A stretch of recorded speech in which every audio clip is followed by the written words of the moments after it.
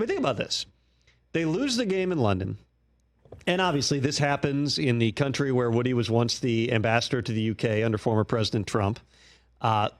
Assuredly has various events and is seeing old buddies and then sees his team once again just look stagnant, particularly offensively, and lose to the Vikings. You would imagine the emotion stacking up here, but he fires the head coach. The quarterback is trying to convince a wide receiver who's a buddy of his to come and join the team. The pass rusher has never even practiced, much less played in a game for the Jets, and remains estranged. The GM is currently in a contract year, not under contract for next season. I'm sorry, I can't even finish a thought because I just keep seeing more and more Woody Johnson quotes. What do we got? Popping up. Hassan, get in your car, drive down 95, and come to the New York Jets. We can meet you and get you an escort right into the building. Presumably the same one who walked Robert Saleh out earlier today. Which, by the way, that's not like a story. I saw that getting floated around like he was escorted out by security. Every coach who gets let go, like you're walked out to your car. You don't. Generally speaking, Bill Belichick got to pack up his office. Most of the time it's, hey, we're going to box your stuff up. We'll mail it to you. We're walking you out to your car. Wave goodbye to everybody, and that's it. That's completely commonplace here. Though you can imagine, I mean, these are real humans. I started off the show today by talking about, like, I've known Robert Saleh a long time. I know what this meant to get this opportunity to him, to his family, and he's got a big family. He's got a wife, and I can't remember how many kids, 6, 7 kids. It's a lot. 7 or 8, yeah.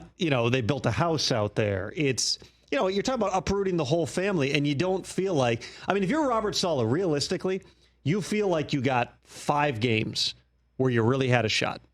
And say what you will about who is in place, trying to develop, the initial offensive staff. Michael Fleur is a good football coach. Maybe it wasn't the right fit for Zach Wilson. But you draft the quarterback at number 2.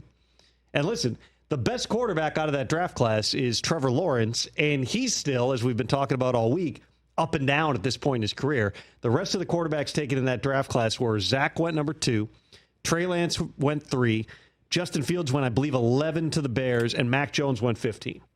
So none of those guys are even on the same team anymore, except for Trevor Lawrence. So you can argue you took the wrong quarterback, but if you're in a spot where you have to draft a quarterback, and Zach Wilson's tape, which at the time coaches and scouts would say, if you just put on the highlight reel, Zach's got better tape from his last year in college than Trevor Lawrence does. They were not alone in thinking we can do this with Zach Wilson. And he's still talented, and maybe he's the future Sam Darnold. The common thread here is the New York Jets haven't been able to figure this out on any type of a consistent basis in a long time. And that's not to pin it all on Woody Johnson. There is something about the way that they've structured, the changes they've made, the decisions they've made. I mean, they went from Adam Gase to Robert Saleh. When Adam Gase was hired, he had won a lot of games in Miami. He had taken the Dolphins to the playoffs. That wasn't on its face like, what in the world are they doing?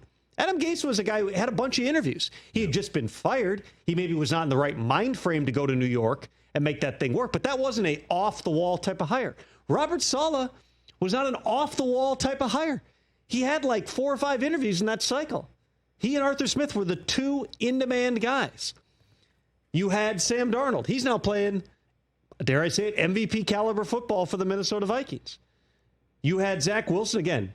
Time will tell on that. You currently have Aaron Rodgers, and him for 5 games plus 4 snaps last season wasn't enough to keep you from firing the head coach. At some point, the carousel has to stop spinning with the New York Jets.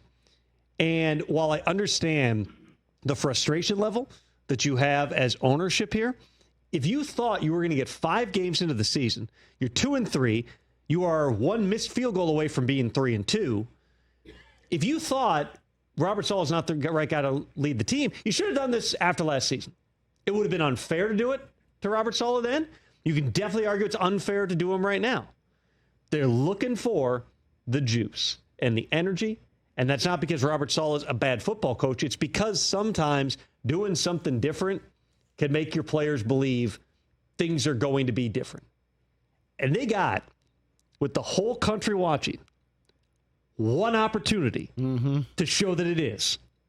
Because if they go out with or without Devontae Adams. And even if they execute this trade, it's not a sure bet that Devontae would even be ready to play coming off the hamstring. You got one shot. If it looks the same on Monday night. If they get smoked by Buffalo at home. Woody Johnson has been saying, as I continue to read the quotes, this was my decision and my decision alone. Says he consulted with Joe Douglas, but Woody made the call.